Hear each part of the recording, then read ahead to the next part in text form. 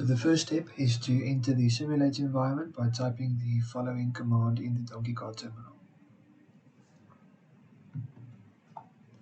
This will open the localhost, which you can enter the URL into your web browser, which I will show now. And then you can select the gamepad option. Also set the max throttle to 15%. And then it's already set on user mode, so you can now open the simulator environment and the terminal will display the outputs for the recordings and the track lap times. Whatever for this to work, I'm just going to refresh the page like this. Select the gamepad again, select the 50% throttle, just click on that and then you can start driving. So I will now record images which will be used to train the model. So ensure that the training is done correctly. You should drive on the lane, as it is behavioral cloning. The better my training data is, the better the model will perform. So therefore the model's performance is also an aspect of the performance or the quality of the training data collected. So I will now drive around the track until 10 to 12,000 images is collected. I will only show a brief moment while recording the data, otherwise it's going to take too long. I will now go to the projects directory on my computer after the training commenced. The tab name, I will rename the tab, and I just want to display the images for you below.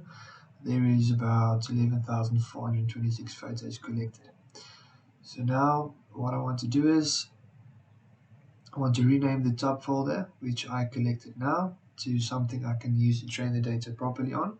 So I will call this warehouse track v2. I recorded a previous lab recording on the warehouse to ensure that everything works before implementing the video. So now it's renamed. I'm copying the name. So now I'll train the model using the type linear function. All the steps is described in the document project, so that should just be lowercase letters. Type linear. The linear model implements the 0.3 dropout, as I will show now in the Keras file, with 0.3 dropout and having the dropouts after each convolutional layer with the kernel width sets as experimented with 55553. And also the 24 units, 36 units as specified according to research. The max pooling layer is also shown there with ReLU activation between the layers. It's also specified in the convolution 2D function, where the ReLU activation function is used between the layers with the linear activation on the output layer. So I will now change the data used and the pilot name. So I will call this warehouse track v2 pilot, or just warehouse track v2. I think that's easier.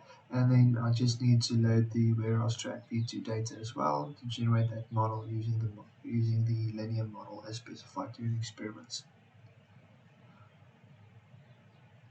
Just remember that patience is enabled 10% and a max epoch value of 10% of the value, and early stopping is also enabled.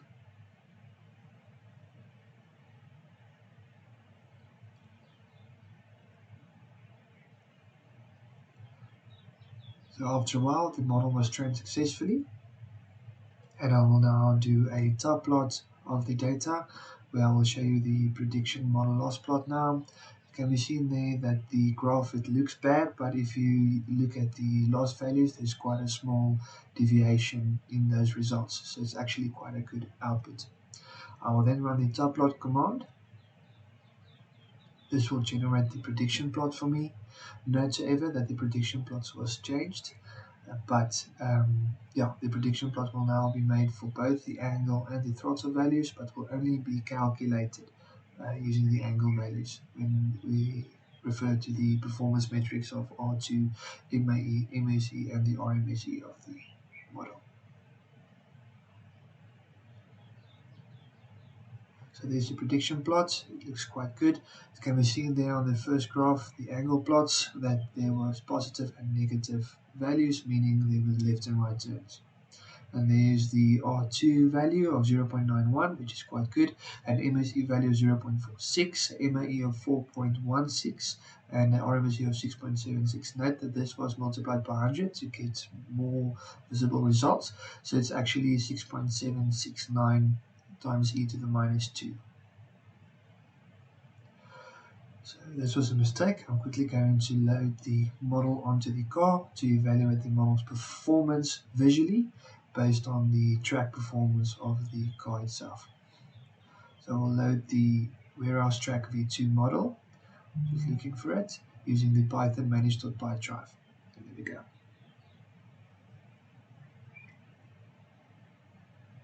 I will then open the localhost again and refresh the page. I will then select Add Modem Pilot. I will select Local Pilot, and I will go to the simulator and start the timer. We will now evaluate the performance of the model for about 3 laps.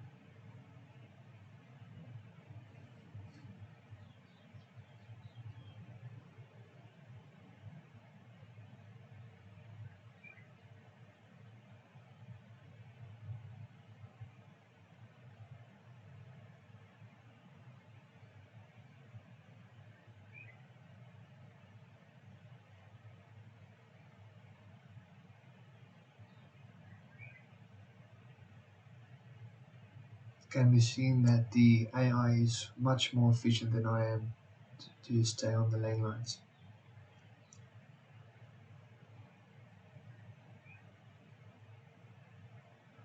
We'll complete another lap.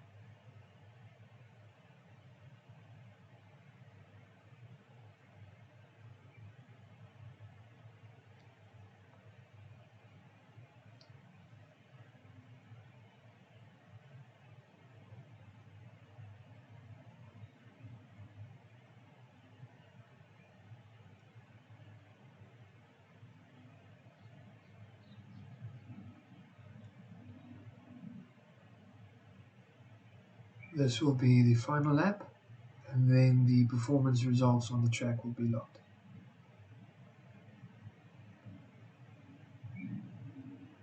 So everything completed 4 laps. And up to this stage, there were no errors. It did not go off track. It stayed on the line, and yeah, getting its lap times. It's quite uniform with 54.18 seconds, 50.69, and 50.75 seconds.